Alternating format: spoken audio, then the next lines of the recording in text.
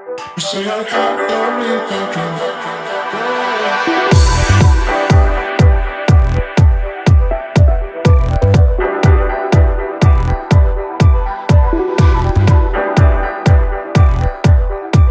Ақтауда мен тоже сауда жасап болған кезінде. Қанша? Мектептен кейін ойлаңызшы. Пешен сатқан базардың алдында тұрып, полициядан қажып қайтсам ойлаңызшы. Өз стиліңіз оны таки. Сол 3-4 күн бойы тек сол ән тыңдадым. Дәл сөйтіп айтсам енді. Ойлаңызшы, көлігімді сата алмаймын ғой таки. Мен мысалы айфоннан өзіме бір үлгі алдым да. Обновление деген. Бізде сол жоқ екен. Ет жеп, ана жерде бір қарасаң, апалармен әңгімені, аталармен әңгіме жіберіп отырасың ғой. Соответственно, VIP пакетте болды. Аналарыңыздың өмірден кеткені біріктіріп кетсіздер дейді. Түсінген жанұя бірігеді екен таки. Ғаділбек дейді ғой, сен піл сияқты болшы дейді маған. Мен айтам, піл не істесің? Мен жаман жағам ойлап отырмын. Ассалаумағалейкум Ғадекем, қош келдіңіз эфирімізге. Келгеніңізге рахмет. Бағанадан енді уәде айтып жатсыз өзіңізде шындық, бүкпесіз бәрін ақиқат айтам деп, рахмет ниетіңізге. Дәл сөйтіп айтсам енді. Сұрақтан бастай берейін алғашқы. Бастай беріңіз. Ғаділбек Жанай қашан хит ән шығарады? Хит ән мен шыққан сияқты деп па. Бір ән шығарғам өткенде. Іздеп жүріп. Үлкен тарихы бар. 1 жыл болған еді шыққанына. Ол кәдімгі аранжировкасын жазып. Сосын бір дәм бұйырмай қойды да. Міне шығады, әне шығады деп сөйтіп жүргенде клип түсірдік оған. Еще оны стомоғар түсіп келдік. Сол келген кезде бәрі нені жауып, не басталып кетті пандемия. Сонымен сөйтіп жүріп, осы күні кеше бір-екі апталықта Азамат дейтін жаңағы аранжировка жазатын балаға барып, сол жерде отырамын да, осы әнді айтқым келеді өзінен өзі. Сөйтіп Азаматқа айтты, Азамат бір ойнап берші клавишпен деп. Клавиш ойнайды да, и мен сол жерде айтамын да, анау қатты ұнайды өзіме. Сөйтіп микрофонды қош деймін да, жазып аламын. Соны келесі күні өңдейді де, ана орындарына қойып фаналар. Маған қайтып жібереді ғой. Ана тыңдай беремін ғой мен, таки. Неге Стамбулдағы клип шықпады? Енді көп себептер бар. Ол кезде біз пандемия басталып кетті, бәрі жабылды, халықтың көңіл күйі жоқ, быт-шыт болып отыр. Ән тыңдайтын деген дүние болмай қалды ол кезде. Жоқ, кешегі сәтте. Қайсысы? Сіз Стамбулдағы клипін шығарған жоқсыз ғой жаңа әніңізді? Мынау маған қатты өтті өзіме. Мына вариант. Клип па или әннің варианты? Мына әннің, мына немен, қалай айтсам, инструментал варианты өтті өзіме. Сол үшін клипін өзгертті? Сол үшін жоқ, ол клип тұр, кәдімгі ақшасымен үлкен не түсірілген, барып деген сияқты. Көрдік қой? Мынау алдық та соны шығарып жібердік. Маған осы бошы өтті да. Жылама жаным, есте сақта, ханшайым, осы әндердің ішіндегі сүйіктісі қайсысы сізге? Мен енді өзім қатты тыңдаған деп айтайыншы. Жылама жанымды бар ғой, мен енді білмеймін. Оның сөз жазылмай тұрып, деген ауызбен айтқан варианты мұн жақта шықты да, Ринат тойына шақырды. Барлығы өз бір-бірін әкеп қойды, Алла тағала шебер ғой. Сол күн алдым, сол кезде ұнады, содан бастап мен неше күн болды, 3-4 күн болды. Сол 3-4 күн бойы тек сол ән тыңдадым. Жылама жаным ғой? Тек сол әнді мен құлаққа қойып, наушник болса соны, болмаса телефоннан тыңдаймын. Жатсам да, тұрсам да соны. Ол кезде сөз шыққан жоқ. Сөзі шыққаннан кейін тағы тыңдадым ғой, қанша уақыт. Мен көлікте қойып қоямын да, тығып тыңдайтын ғой. Ешкім естіп қалмасын, мына өзінше ма өзін тыңдай береді деген. Сондайға дейін. Біз де солай тыңдадық. Мына әнді сөйтіп тыңдадым мен сосын. Мына мен оны. Қазір сондай болып отыр. Әлі тыңдап отыр. Ғаділбек Жанайды хит қылған ән. Есте сақта ғой. Ғаділбек Жанайға көп ақша алып келген ән. Ханшайым. Бір тойдан ең көп тапқан ақшаңыз. Мынау мысалы, осы жерде бір мысал келтіре салайыншы. Қызыл өрік шыққан кезде бір тойда 32 рет айтылыпты деген сияқты бір қауесеттер жүрді ғой. Менде ондай жоқ. Неге? Себебі формат дейді ғой. Мен әндерімнің хит болған әндерім тойға келмейді. Иә. Сосын өйтіп сұрайтындай тойда өйтіп сұралмайды. Концертте сұралады. Концертте бірақ ал осы айтқанша береміз деп айтты. Сонда өйтіп айта алмаймыз. Бір сұрақ бар. Мен ойлаймын, көптің көкейінде жүрген, және мен өзімнің көкейімде жүрген сұрақ. Біз студентпіз, шамамен 2005 жылдары. Жылама жаным шыққан кезде ғой деймін. Ғаділбек Жанайдың қызын тартып алыпты, біреу үйленіп алыпты, сөйтіп Ғаділбек жылап, үйінде депрессияға түсіп 1 жыл бойы. Артынша осы жылама жаным деген ән ба или есте сақтама сол шықты деген қалай сөйтіп жүрді қазақ аудиториясында, сол шын ба? Иә. Осыған бір нүктесін қойып қалай болғанын бір қысқаша айтып беріңізші. Қызыңыз тартып алып кетті ма, не болды, или қызыңыз басқа бір жігітке кетіп қалды ма? Сол қыз өзі ризамын, рахмет. Ол енді араласып сөйтіп жүрген кезде өте жақсы қыз, тәрбиелі. Маған бір күні бір әнді алып келеді. Ол гректің әні да. Сосын айтады, мә тыңдаңызшы дейді да. Дауыс сізге ұқсайды дейді. Ана әнді тыңдап, шынында да дауыс менің даусыма ұқсайды да. Бірақ грекше айтып жатыр. Сосын бірақ ол басқа бір елдің әнін айту деген ол кезде білмеймін, мен қой деп емес. Не қыламын деп. Ол бірнеше ай жүрді. Менің телефонымда жүрді. Скачать етіп алғам өзіме. Сөйтіп бір күні біз Ринаттармен, оның алдында былай болады. Жаңағы, сол қызымды алып қашып кетеді ол.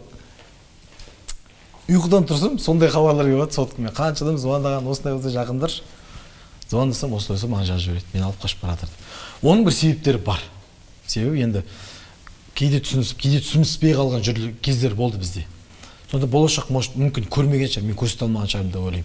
Бірақ енді ондай кезде оны ойламайсың ғой, сен жақсы көріп тұрсың, бұл жүрек билеп тұр ғой, жүрек секіріп тұр ғой басында. Осы ән шыққаны рас па? Содан кейін шықты ғой бұл ән. Шықты ма? Сол кезде мынандай жүректен шыққан жүрекке жетеді деп, сол состояниемен жүрген кезде біз Ринаттармен жолға шығамыз пойызбен. Халық айтса қалып айтпайды десеңші. Қалып айтпайды ғой. Сөйтеді де, жолда кетіп батып Ринатқа осы әнді тыңдатамын ғой.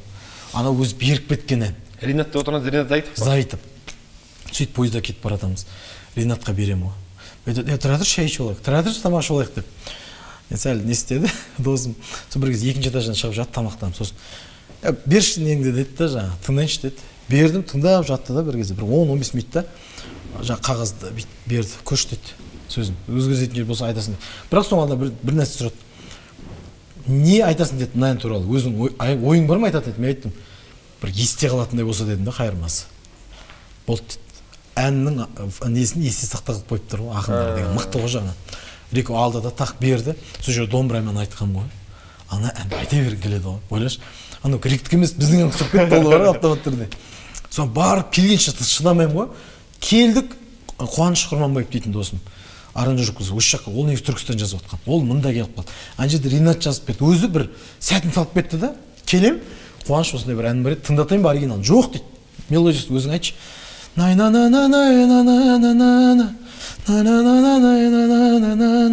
Деп ойнайды да 4 сағатта аранжировкасын жазып береді маған тәке. Сенесіз ба? 4 сағатта. Біз 4 сағаттан кейін ана ішінде дауысын жазып тұрмын ғой мен. Ана қарап жылап айтып тұрмын, ойлашы, тәке, не деген эмоция анау. Бәрі датта қалды ма? Жаным, анау тональнысын қарамағанбыз. Аранжировкасы не, қалай анандай бір профессионал бірдеңе қосу деген ойда жоқ. Қалай жазылды, дауысы басылды. Сол күні Ринат студияға келеді. Мынаны қалай бар солай жазып берші, мен ешкімге өзін тыңдап жүремін деп. Сол күні бір өзі үй жалдап тұрамыз. Ринат келді да. Жастығының астына ана дискіні басып жатып ұйықтап, сол күйі алып кеткен. Семейге бірінші хит қылған Ринат қой бұны. Сол жақтан бастап таралды ғой, кетті. Содан бұл ән деген бар ғой, енді жанынан, жүректен шықса шынымен тәке, бұл жүрекке жетеді. Бұны көп адам несін таппай жатқанда сол хит қалай шығады, ол неге формула деген нәрсе аз да бұл жерде. Тез жаңағы қазіргі стильмен шығарып айтып, тез уақытта хит қылып жоқ қылып жіберетін дүниелер көп. Негізді жүректен шығып, ұзақ уақытқа тарап кететін ән өте аз, байқасаңыз тәке. Шәмшінің әндері ғой. Сол, иә, сол. Соны осы сөйтіп шықты. Бір енді көп уақыт айтпайын, мен өзім Алматыдамын, ойлаңызшы, Маңғыстау деген ана жердің шеті. Туған ағам звондап тұрып бір аптадан кейін. Қадеш, бір әдемі ән шығарыпсың, неге айтпадың дейді. Қандай ән? Мынау дейді телефоннан баяғы. Ол кезде икпорт қой. Икпорт ана жақындап тұрып несі алсаң кетіп қалады. Сонымен тарап кеткен ғой, тәке. Тарайды деген нәрсе ештеңе қарамайды екен да бұл. Сөйтеді де ондыда хит болып жатыр ғой, ойлашы. Біздің ауылда бір 100 шақты үйі бар ғой. Сол жақта хит дейді ғой. Содан тарады. Содан кетті. Түріңді ешкім білмейді. Кім айтады деген? Ешкім білмейді. Емін-еркін жүрсің ғой. Бірақ ән деген везде, ойлашы, мен жүріп келатырмын, әндер әр жерде ғой. Машинаның ішінде, ана жерде. Мен айтамын деп айтты. Сондай кез ғой. Соған қызығын айтайын. Осы неге связка бір күні Қызылордадан маған айтты. Алғашқы концертке шақырады мен тәке. Концертке шақыру есеппен ақшасын беріп, осылай гонорармен бару деген ойыма кірмеген ғой мен. сөйтіп звондайды, осындай консолдық қаласын звондап тұр едік, бір концерт болады, бірнеше әнші қатысады, гонорарыңыз қанша дейді ғой маған. Мен айтамын, түсінбей жатырмын, қазір қайта звондағыш деймін ғой. Не жауап беруін білмей тұрмын. Не айтарымды білмей жатырмын. Соны айтып сөйлесіп бірдеңе айтып сол барамын ғой. Концерт ән айтылып жатыр, болды, мен хит деген нәрсені сол кезде сезінгенмін. Қалай дәке. Осылай жүрек дірілдеп тұр. Бір сол кезде жылама жаным бар, 2 әнім бар. 3 әнім бар. Соны шық дейді, Ғаділбек жаңа дейді, мен шығамын да гитара басталады. Мен сол жылама жаным екеуін айтқан кезде өзім даусым естімегенмін тәке. Соншалықты халық қосылып айтты, мен не айтып тұрғанымды біліп тұрған жоқпын. Ол кезде фонограмма ғой менде. Фонограммамен аузым жыбырлап тұрмын, и то мен ана колонканың звугын естімеймін ғой мен. Зато халықтың бірігіп айтқаны. Мен басында тәке шошып кеткем, сақына өзім шошып шықтырған адам, бәрі артта қалма дегеннен бастап бірге айтқан кезде бүкіл халық. Мен кейін қарай секіріп кеттім ғой датауы. Карантин қалай әсер етті? Басында қиын, қазір шүкір. Енді басқа, енді сіз емес, жалпы әншілерді көбін естідік, көп хабарласты. Сонда карантин кезінде кредит төлей алмай жатырық. Тамақ болмай қалған сәттер болды, талай бауырларымыз, қандастарымыз. Сізге қалай болды? Қалай жан таптыңыз, қалай мал таптыңыз карантин кезінде? Енді Алла жеткізді, дәке, бірақ басында кәдімгідей удар алдым. Не істеймін деген ой болды да. Болды, не болды? Не істеймін жаған жаққа, уже варианттар қарап, анда не істеп жатырмын, онлайн вариант не болады, биткеннен анау не болады, Мейірбекке хабарластым. Бүйтіп жатырмын, сөйтіп жатырмын, онлайн вокал, анау-мынау, енді вариант, концертті де, мысалы, онлайн сата алмайсың да, ол кезде. Не деп сатасың? Мысалы, тем более ондай уақытта. Енді неше түрін қарап жатырмын варианттардың. Қиын болды басында. Шынында да қарсы тұрадым. Достарымның қарсы тұрадым. Осынша барма, көмектесіңізші, бере тұрасыз ба? Одан кейін қандай варианттар кетті? Ойлаңызшы, көлігімді сата алмаймын ғой дәке. Көлігімді сата алмаймын ғой.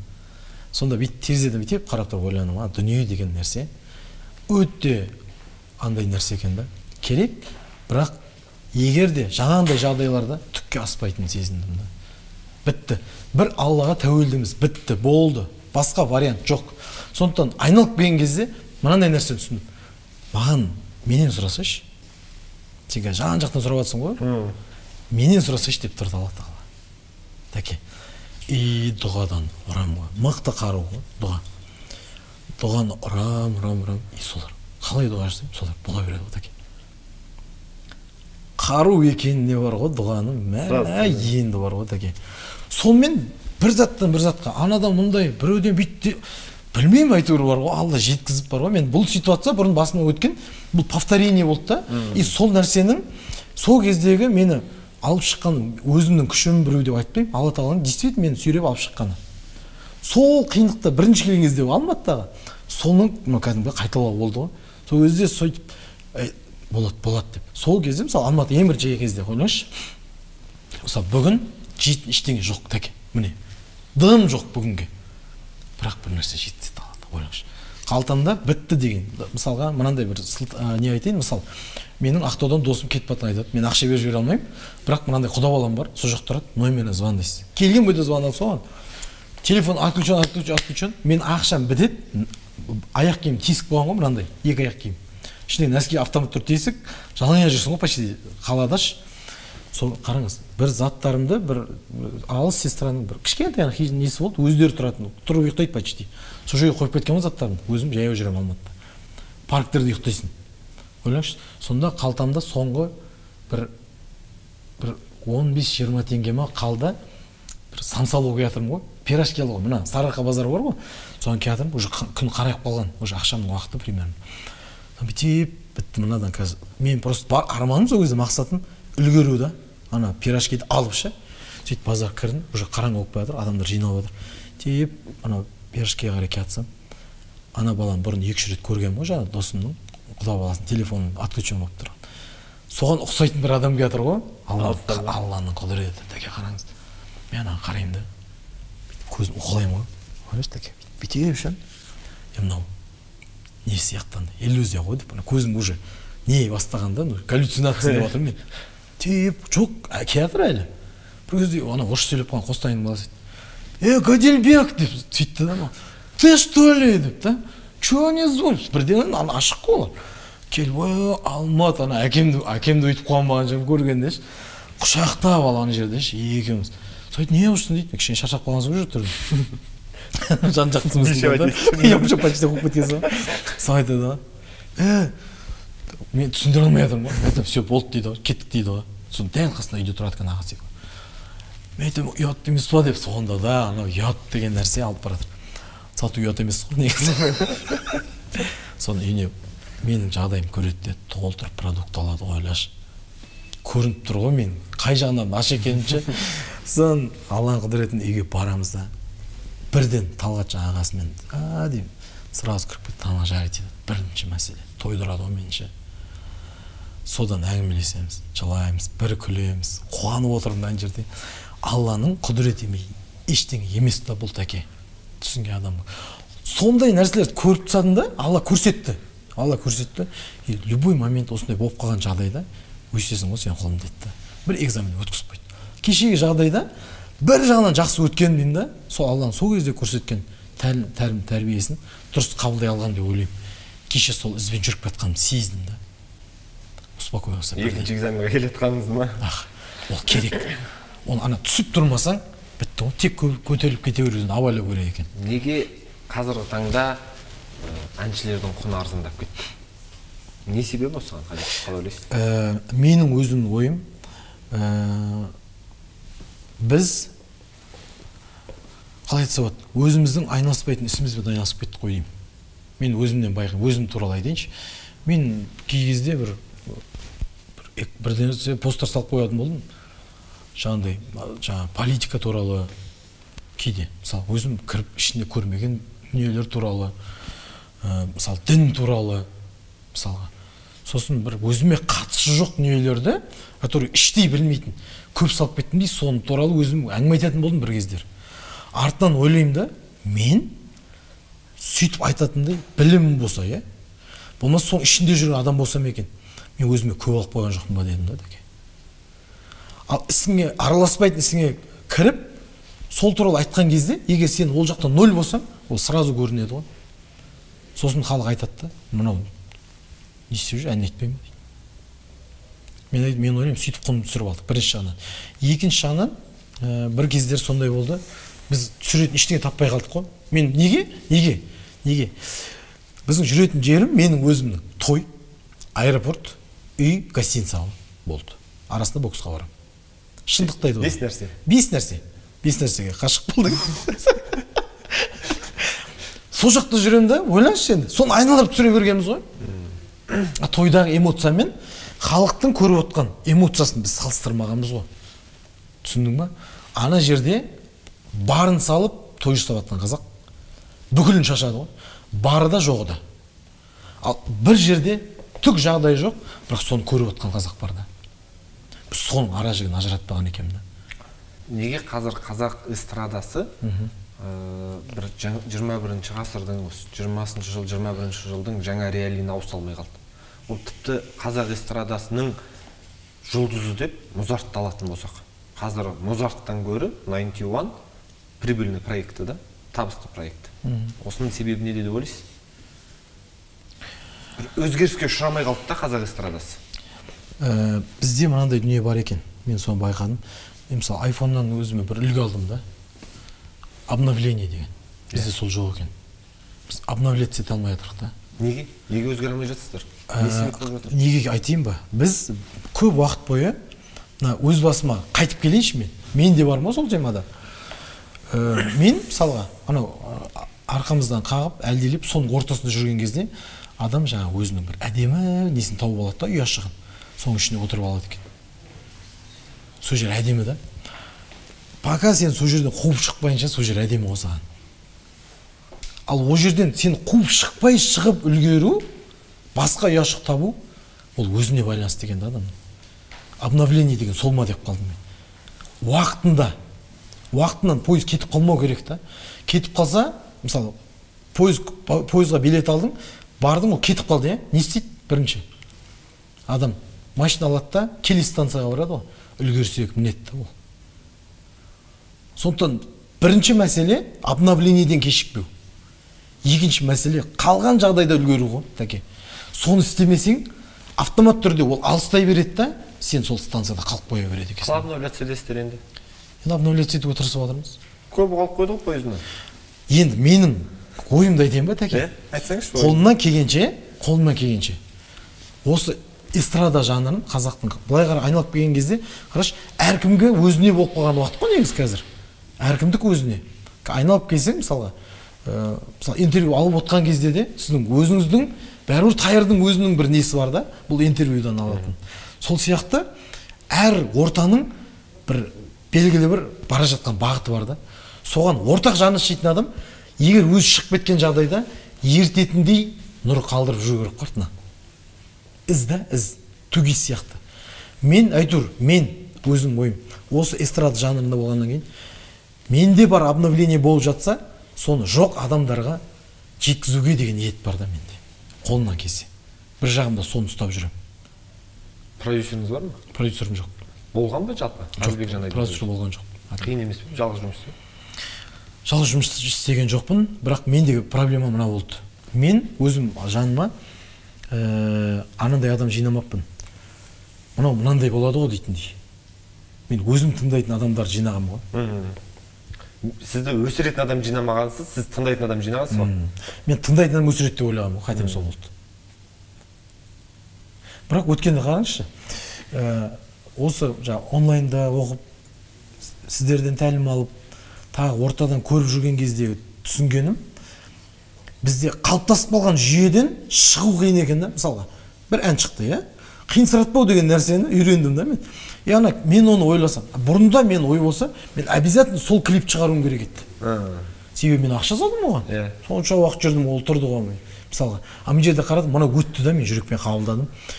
Алдым, сіздердің түлектеріңіз 30 минутта бір видео түсірдік қой. Республика сарайына. Сол жақта Әділ деген досыма звондаймын. Әдеке, съемка бар еді, түсіруге боламын. Білмеймін, бере ма, бермей ма? Мен просто ашық болдым ол нәрсеге. Маған айтады, Әдеке, мен қазір звондаймын. Қайда звондады? Болды дейді ғой. Ойлашы, мен береді деп ойлаған жоқпын. Бірақ варианттарды көрдім. Почему бы нет? Бардым, жарты сағатта түсірдік. Қасында адамдар, олар соткамен жарық түсіріп тұрды. Ана шетте тұрған аялды әкелдік та сахнаға 30 минутта видео жасап шығардық. Сол күні 11-де шығардық. Мысалға, болды. Қиынсыратпау деген мәселе осы. Қиындатпау деген. Қиындатпау. Кәсіп жайлы сөйлесек. Жанай брендіңіз бар. Қайдан шықты бұл? Идея қайдан келді? Идея біраз ойландық. Сосын жаңағы мынандай нәрселерді ойладық қой. Енді сол кездегі ой ғой. Ол шик болуы мүмкін біреулердің көзінше, бірақ біздің ойымыз. Қазір мен өз ойымды айтамын. Иә, мен айтып отырмын. Ақылдасып отырмыз балалармен.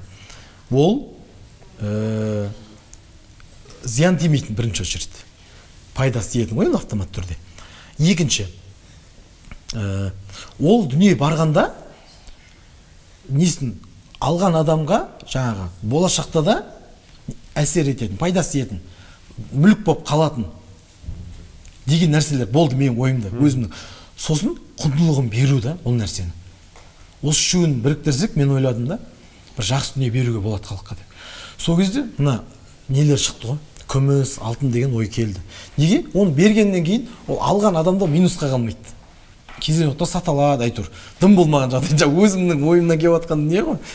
Сосын бұның құндылығын қалай беру керек? Қалай сатылып жатыр қазір рынокта? Қалай берген дұрыс деген сияқты. Сондай бауырларды қараңызшы, өйтіп осындай ой келіп жатыр ғой, жаңа дұғаны айтып жатырмын. Сондай адамдарды Алла жіберіп жатыр тәке. Өзің барсың ішінде. Білесің ғой? Бірінші класстың баласы болып келдім алдыға. Дұрыс па, тәке? Жігітше. Сөйтіп сен келіп жатсың, ана жақта бір Асқат дейтін досым бар, Нұрбол деген досым бар, ана жақта Дархан мынаны айтады, мынаны айтады. Мә, бір қарасам упаковка салынып жатыр. Ана заказ беріп жатыр, бір нәрсе бүйтіп, бір цехпен келісіп жатырмыз, шеберлер тауып жатыр. Жұмыс басталып кетті бір кезде. Сосын брендтің темасы келді. Әртүрлі варианттарды қарадық. Сосын Жаңайға тоқталдық. Неге? Бұның біраз мағынасын алып шықтық. Жаңай ол өзімнің ар жақта түбіндегі атам, иә. Мен ойладым, ертең белгілі бір жағдай келгенде өзім тастап жібермес үшін мұны мен ұстап тұрады. Себебі атам ғой. Бізде жаңа қазақ десе тұрып кетпейді кейде. Атаң десе атып тұрасың ғой мысалға. Соны әлі жете алмай жатыр ғой қазақ ұғымына. Енді жаңа ай деген екінші мағынасы бар. жұлдыз деп айтылып келді ғой енді осы уақытқа дейін, бір ай болып көрейік деп жатырмын да бір жағынан. Ол да нұрын шашады ғой, пайдасы тиеді түнде жүргіншіге деген сияқты. Сөйтіп жан-жақты әкеліп осы брендті қолға алайық дедік қой. Себебі бұрын кезінде Ғаділбек жаңай болып ауысқанда да мен әкемнің атымен шығып жүрдім, Жүрембайұлы деп. Көп адам айта алмайтын ғой. Сөйтіп аламыз да не істейміз. Әкем атын біреу Сүрінбай дейді, біреу Шығынбай дейді. Концертке хабарлаған кезде де обидно да әкеңнің атын сөйтіп айтып кезде. Срочно ауыстыру керек. Сөйтіп жаңа қылып ауыстырғанбыз. Содан кеткен ол жаман болған жоқпын негізі, шүкір ету керек. Ойда дым жоқ болды, жаман болған жоқпыз. Негізі андай бір не қоймай жүргеннің өзінде. Мен ойлаймын, енді 40-қа жеттік, оң солына қарап, жаңағы 40-қа алатын уақыт дейді ғой. Соған келіп тұр қой, Алла қаласа. Осындай ниетпен шыққан дүние. Сосын құндылығын беру деген нәрсе қазір менде бірінші орында тұр. Құндылық беру. Ол не? Мен қазір түсінгенім тәке, қазіргі уақытқа дейін бір 2 айдың үстінде уақыт болды бастап кеткенімізге. Адамға сыйлықты тек сыйлық бердім десем ұтылады екенсің ғой. Мысалы, анаңа жарты остров берші, жай бере салсаң қадір болмайды екен. Бір кішкентай шоколадтың сынығын жақсы көрген ниетпен құшақтап тұрып, жақсы көретінді шынай айтып тұрып берсең, ана шоколад бар ғой, ана островына қымбат па деймін мен тәке. Мен соны түсіндім де қуанамын осыған. Мен соны жеткізгім келіп отыр, бірақ қарашы, осыны айтпасам ғой, әсіресе бизнестегі жігіттер айтады, сен сатуды үйрен. Тек ол емес тәке бұл жерде ше. Қанша табыс таптыңыз? Мен қазір айтайын. Біз ноябрьде бастадық, ортасында. Бізде декабрьде жақсы темаға келдік та, енді ол сатылатын уақыт, бірақ енді көрсетіп үлгеру керек жаңағы.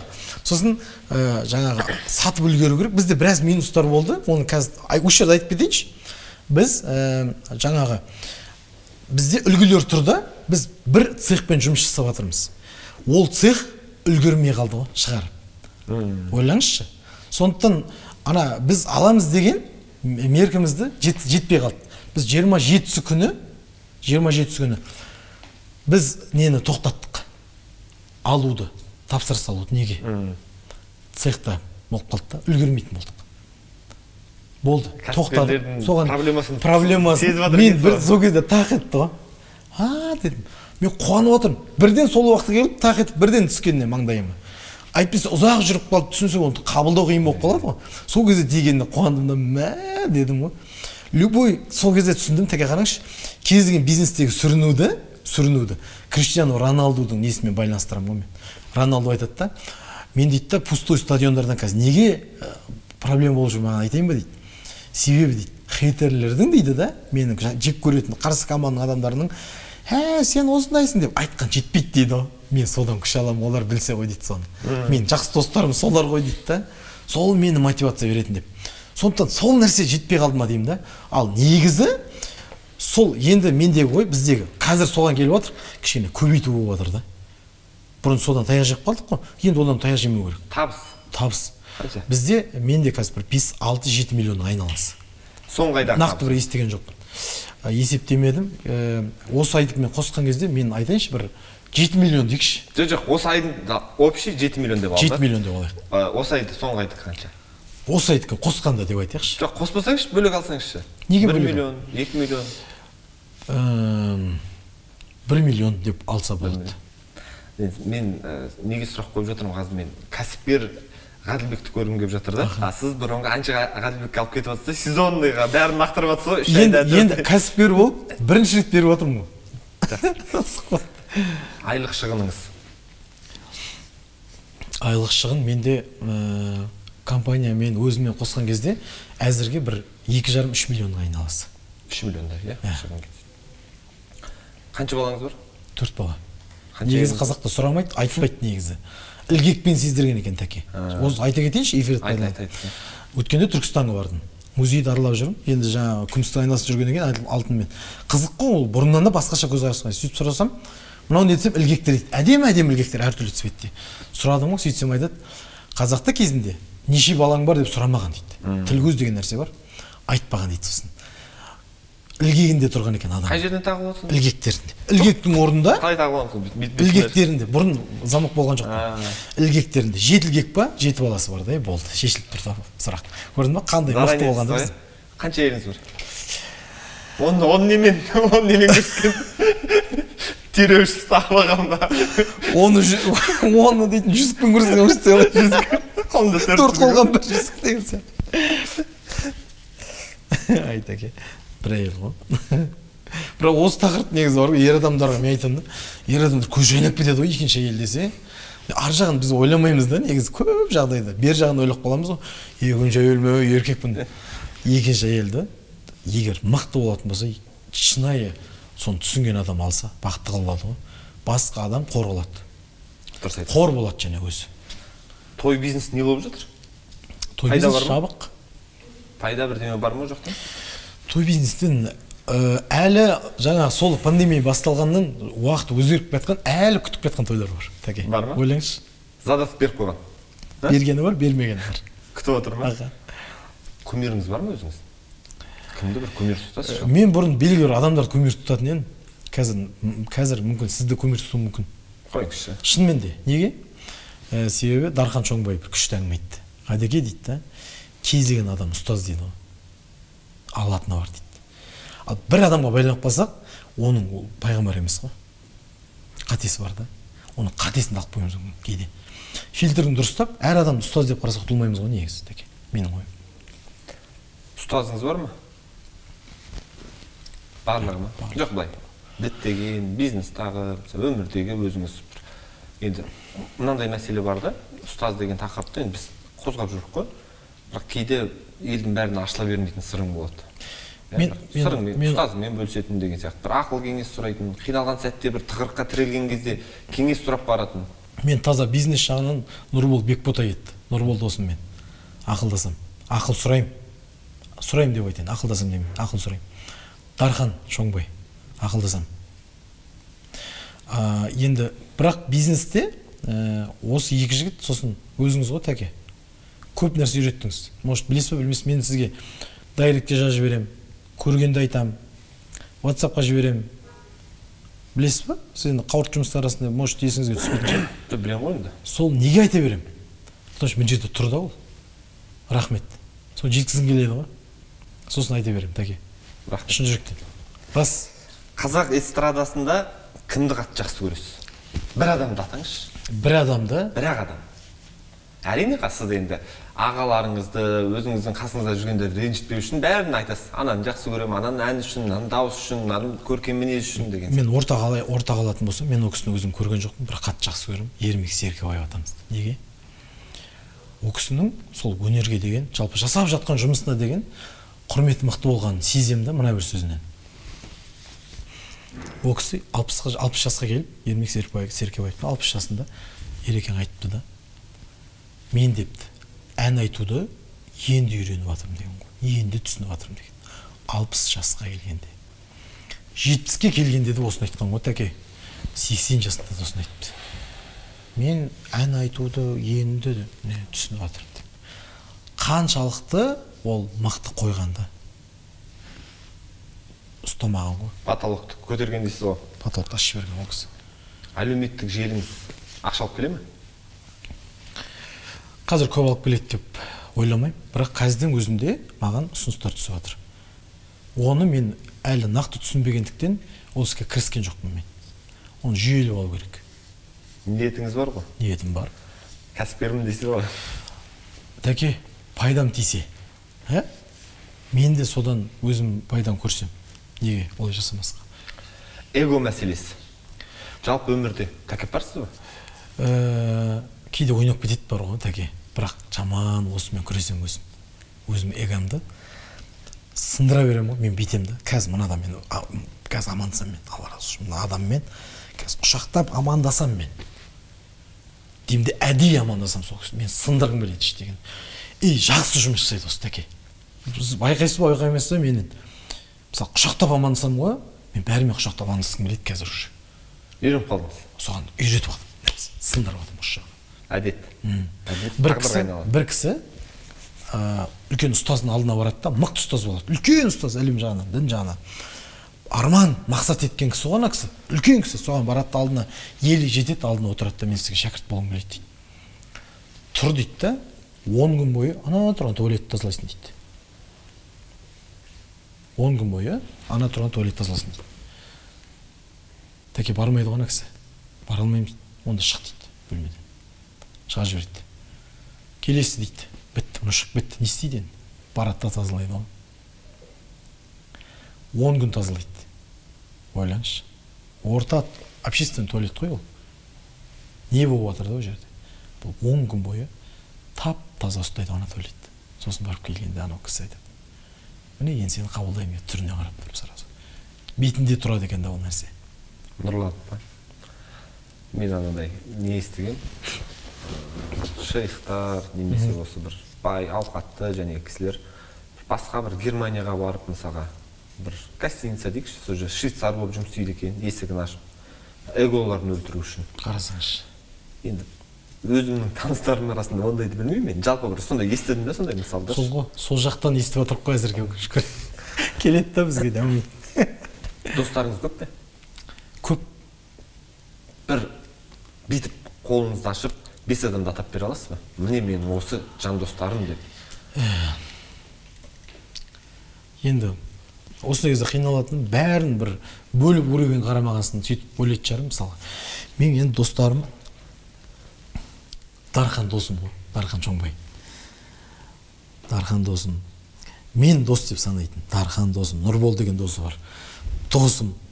Тағы Нұрбол, Бекбота еді досым. Сосын Мақсат деген досым бар. Тәке көп негізші. Мынау барлығы тек бір қазір еске түсіп атқандар. Көбейді. Көбейіп жатыр ма? Иә. Бір кезде бүйтіп ойладым да, бір пандемияның кезінде бір жалғызсырап қалғандай болады ғой адамдар. Сол кезде бір өзімде бір шерген обида болды менде. Не, ана досым хабарласпайды, мына досым артынан жүре келе ойлаймын да. Достықты ұстап жүруге тәке көп нәрсе керек екен. Бірге өсу, ол да достыққа керек екен. Ми жағынан да, мына жағынан да. Ми жағынан, интеллектуал жағынан қалып кетсе де, бір досынан араласу қиын болып қалады екен.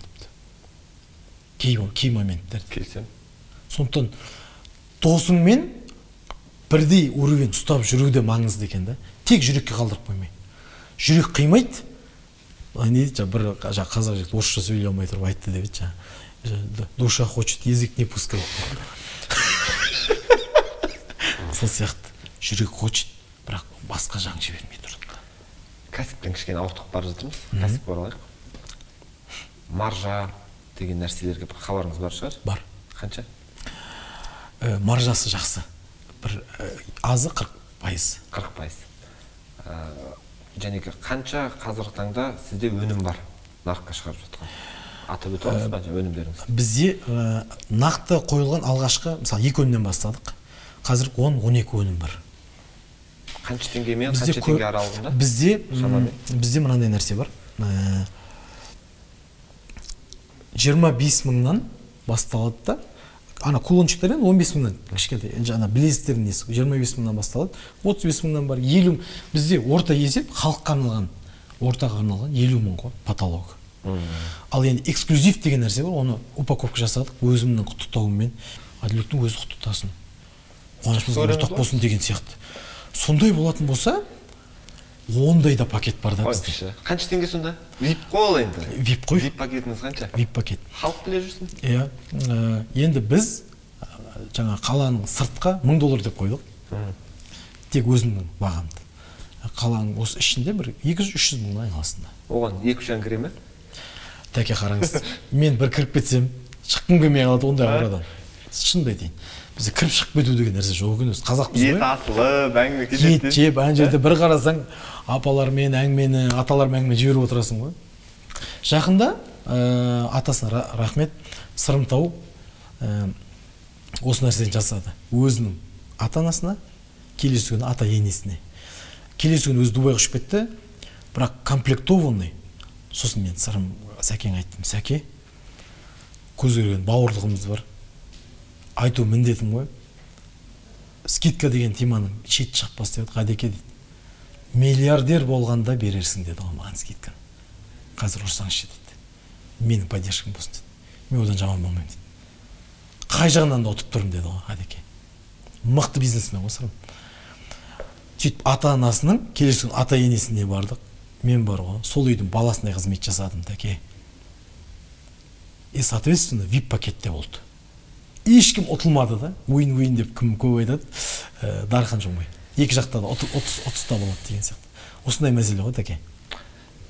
Кәсіпте, мына бағана айтып жатырмын ғой, біздің эстраданың көп жағдайда жаңармай қалғаны, көп нәрсені біздің ойлаймын, әншілеріміздің де түсінбей, және осы нарықты зерттей алмау жатқанында бір проблема сол шығар депші. Өйткені қазір адамдарды визуал қабылдау әлеуметтік желіде, басқа жерлерде 10 секундтан шамамен бір 6 секундқа дейін азайып кеткен. Қазір егер 6 секундтың ішінде біз адамдардың фокусын ұстап қалмасақ, видео арқылы, ән арқылы, басқа нәрсе арқылы ол секіріп кете береді басқа нәрсеге.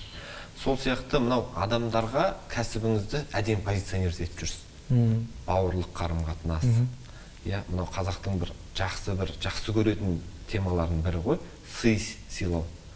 Одан кейін ата-ана қарым-қатынас.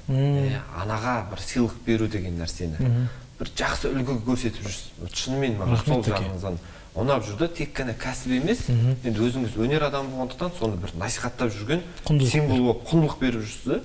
Алла разы болсын. Рахмет, әумин тәке. Бұдан бөлек өзіңізге қояр сұрақ, өзіңіздің үйдегілермен қарым-қатынасыңыз қандай? Осы тұста. Үйдегілермен қарым-қатынасым жақсы тәке. Жақсы, шүкір.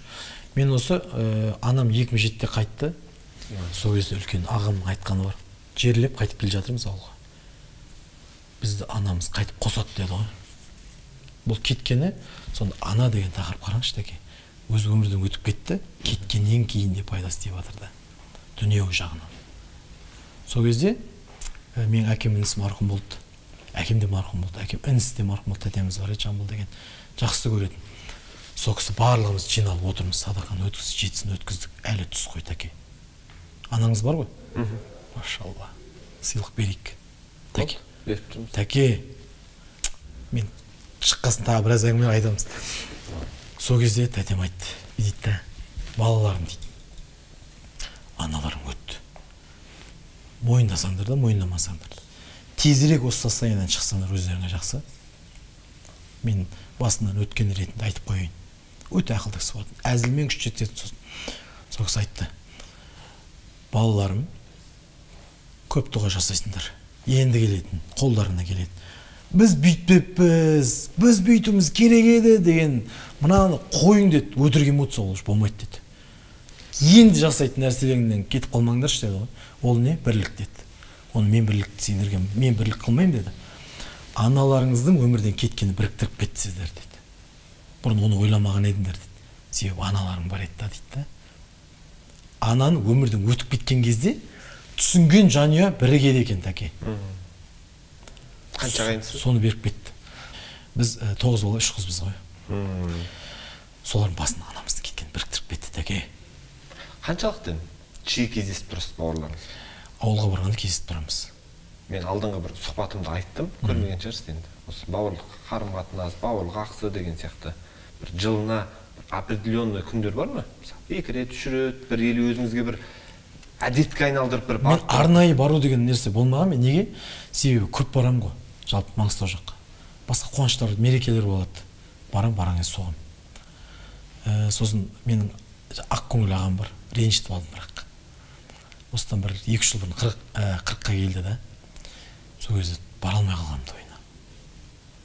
Сол кезде биткен ғой, қараңшы тәке. Құндылығымыз ауысып кеткен ғой. Мен өзім алысқа кетпей өзімнен алам соны. Не істедім десеңші? Ағасы, мынау сыйлығым болсын деп ақша жіберем ғой. Маған не деп жазды десейші? Інім-ау дейді. Маған ақша керек болса, ақша сұраймын ғой сенен дейді. Мен сені іздедім ғой дейді.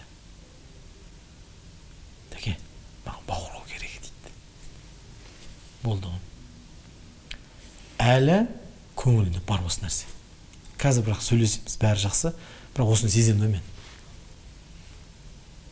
Ол жақсы емес. Бауыр деген осы өзің айтып отқандай. Жібітсеңізші ертерек. Құдай қаласа. Соңғы рет қашан жыладыңыз?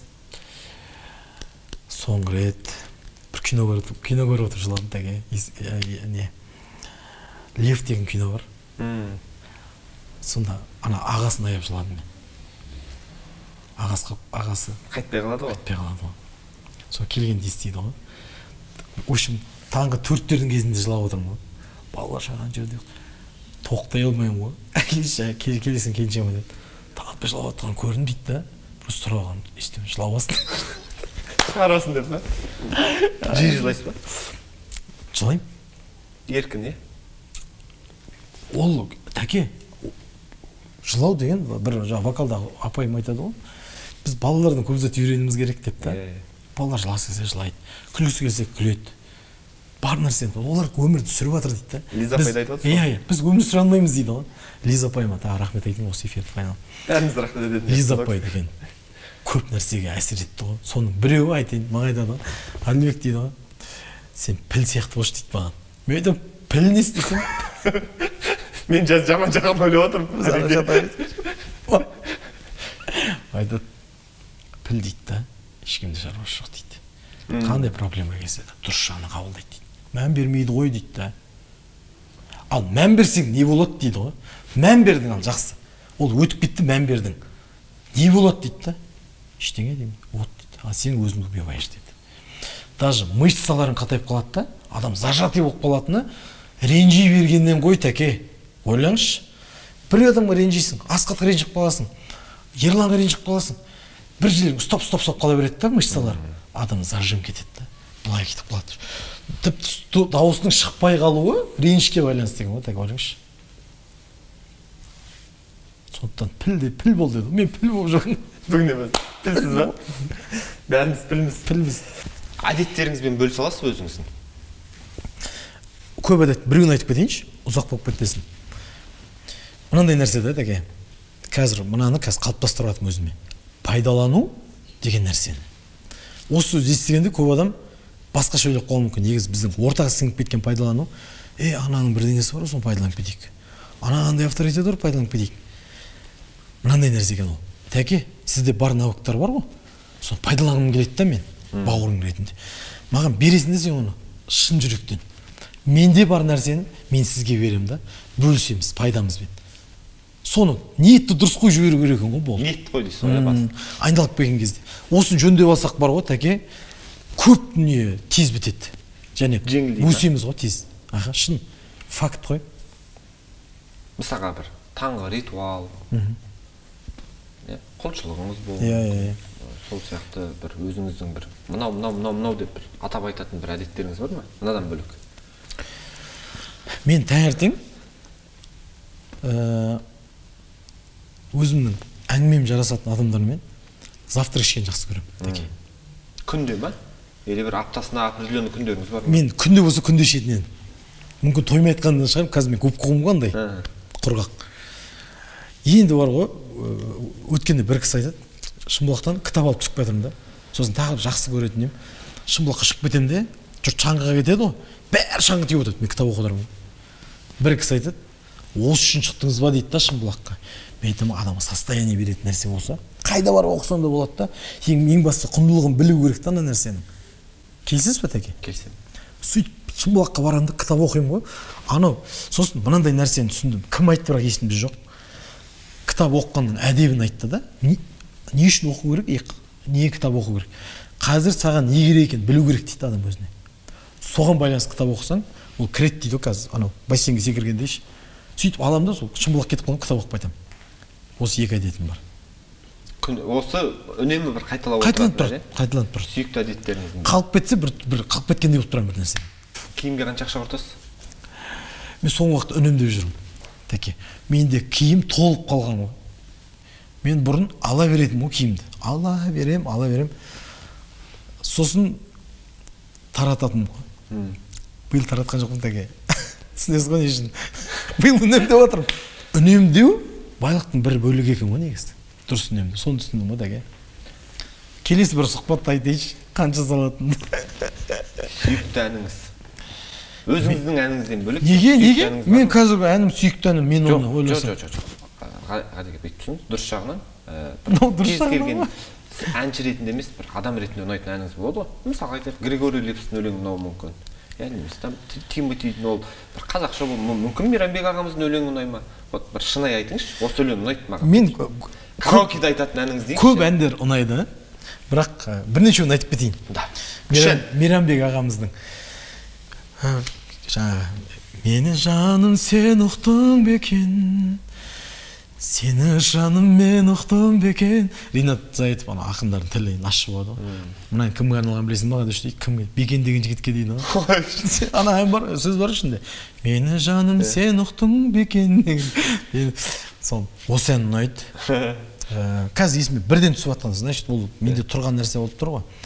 Одан кейін кімнің әні бар? Николай Носковтың. В этом мире я гость неброшенный, отовсюду деп тұрып айтады. Сол ұнайды, сосын мен оны ғой. Теке. Өзіңдікі десеңші. Қанша инструментті ойнайсыз? Домбыра ойнаймын. Негізі күйшім маған мамандығым себебі. Өкінішке орай ұмытып қалдым күйлерді, бірақ домбыраны қайта қолға алып алдым, қазір жақсы көремін. Өзіме құндылығы енді өтіп жатыр домбыра, енді түсініп жатырмын домбыраны, ойлаңызшы. Қанша алыстап кеткенбіз өзіміздің дүниемізден. Сосын гитара шертемін, өзіме қосылып айтатыным бар. Ойнап тұрсыз, Қадеке, мына сұхбатымыз әдемі болып жатыр, ұнап жатыр. Қазір сізге мен 7 сұрақ қоямын, блиц сұрақтар болады. Иә, жоқ деп қана жауап бересіз, болды. Басқа сөз қоспаңыз. Жақсы ма? Сөзді секірмеңіз. Көрейік ау. Бастадық онда, иә? Бірінші сұрақ, қарыз алып қайтармаған күніңіз болды ма? Иә. Казиноға барып көрдіңіз бе? Жоқ. Намаз оқисыз ба? Иә. Любой ойнасаңыз бар ма? Жоқ. Қарызыңыз бар ма? Бар. Қадеке, мен ойлаймын, сұхбатыңыз шынайы болды деп, одан бөлек бағанағы айтып жатқан насихатыңыз, мен де айттым ғой жаңа. Кәсіпкерлік өмірде, кәсіпкерлікке келіп жатсыз. Одан кешегі айтқан Сырымбек ағамыздың үнемі айтып жүреді ғой. Сырымбек Тауыт, мен де бір үлгі тұттым. Кәсіпте де көп, менің тіпті ол кісінің көп фишкаларын өмірімде қолданамын. Әдетке айналдырамын. Мысалға мен кәсіпке келгенде осы діни тазалығын өзіме алғым келеді. Көп соның еліктеймін былай айтсам. Жоқты болсын бізге, шынымен де. Сол тұста қазір айтып жүретін қазақ аудиториясы бір-бірін қолдауымыз керек. Қазақтар бір-бірінен скидка сұрамау керек, бір-біріне жәнегі үнемі жан ашып отыру керек, жақсылығын насихаттау керек деп. Одан бөлек бір аналық жәнегі айтқан сөзіңіз қатты өтті. Бір соңғы сұрақ, енді осымен нүктесін қоямыз қазір, Алла бұйыртса. Тоқтатқымыз келмей жатыр, бірақ. Иә, бірақ тоқтатқым келмей жатыр да. Мен де тоқтатмаймын, жалпы деймін, бірақ тоқтату керек. Неге қазіргі таңда біздің аналарымызға бір жақсы көремін деп жылы сөз айту қиын болып кетті. Мен соны өзім көп ойланып жүрмін, көп болды. Шыны керек, мен себепсіз звондап, мам, мен сені жақсы көремін деп айта алмаймын. Теке қараңыз. Мен бауырым айта алады, інім айта алады да. Өткенде 10 кәсіпкер жігіт аналарын шақырып, ана мен бала кешін өткіздік. Мен өмірі ондай эмоция алып көрген жоқпын, теке. Мойындаймын. Бірден осыны айтып қояйын. Қызығын қараңыз. Аналарымыз тұрып, жылап, күліп, риза болып тұрып, тілегін айтты. Ешкім тілек берместен тұрып, біз айт, тамақтарыңыз жоқ. Тұрды да басы, ондай эмоция алмаған екен ол кісілер. Тарихты айтты. Сол күні біз ол кісілерді тыңдадық. 10 анан тұр, екеуі сөйлесін деген әңгіме болған жоқ теке ол жерде. Ана айтат болды. Айтып жатыр аналарымыз. Ойлаңызшы, теке, 10 ана отырда, шетінен бастап айтып жатыр ғой. Жылаймыз оған жерде. Күлеміз ғой. Аналар айтты да, балаларым мен, жандарым мен. Мен сіздерді жақсы көрем. Айналайынсыңдар ғой сендер. Енді қара қызықты. Акансорт бітті. Қолдарына бердім балалардың. Ей, тайыр. Анаңа бар да, қазір бүкіл әңгімеңді айтшы, анаңның қасында тұрсың ғой. Сен қашан айтасың енді қазір айтпағанда. Айтшы қазір, қаншалық жақсы көретінді. Бір алдаған жерің бар ма? Сүйгің келем аяғынан. Жасашы қазір осы. Сындыршы деймін да. Естейді. Жылайды, бірақ айтпайды ғой, тәке. Ойлаңызшы. Жылады, анасының алдында тұрыпшы. Айтпайды ғой, бірақ тәке, мен сізді жақсы көрем анашым деп та. Не деген қатып қалған нәрсе бұл. Біреу ғана айт дейді. И то қанша сөз қосты алдына. Бұлдырлап кетті, неше түрлі әңгімелер болды. Енді мен деп тұрып кеп, мен сізді жақсы көрем деп айтты ғой. Тәке. Ойлаңызшы, осыны шешпей тұрып, біз қайда қарап, не іздеп жүрміз, тәке? Мына жер жолың болмай жатыр, анақшы неге түсіп, неге? Жатыр ғой сол жақта, бәрі бүкіл кілт сол жақта жатыр да, тәке. Өтті. Жақсы, рахмет. осы сөзіңізден кейін сіздің бір сыйлық қазір анама атайын деп тұрмын өзім. Бала берді. Болды, алып келіп отырмын. Білезіңіз. Мен соны біліп алып келгенмін. Алып келгенсіз ба? Алып келгенмін, тәке. Сатуға келгенсіз ғой, сіз сұхбатқа емес тәке. Тәке. Бір білезіңізді атайын деп тұрмын өзім. Болды. Алып келші. Анау. Жарнама болып қалмасын? Иә, жарнама болмасын. Бұл енді шынайы дүние. Қарасаңызшы. Біз негізі бұны эфирде таныстыру алып келген еді, таныстыру үшін.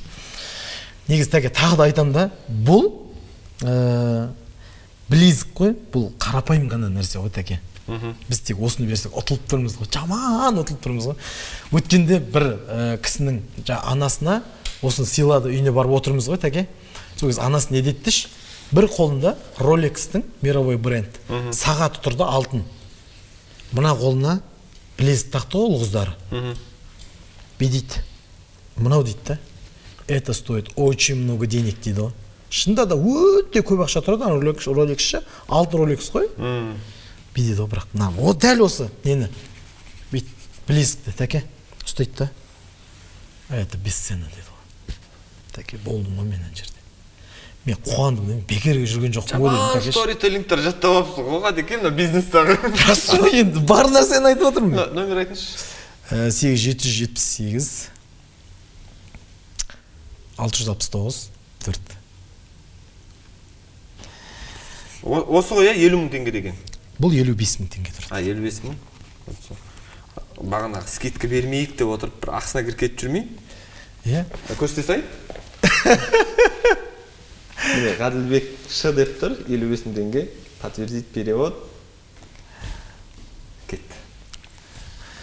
Қадеке, осындай шынайы сұхбат бергеніңізге, осындай шынайылық білдір алғаныңызға, әйтеуір қазақтың маңдайына біткен тұлғасыз ғой. Осы биіктігіңізден аласырамаңыз. Әумин. Сізге де тілегім сол, тәке, Алла разы болсын. Анамызды қуантайық. Құдай қаласы. Анамыздікі, то есть. Менікі. Жақсы тәке. Жақсы сұхбат болды. Әдемі. Кеткім келмей жатыр. Рас. Шынайы сұхбат. Рахмет.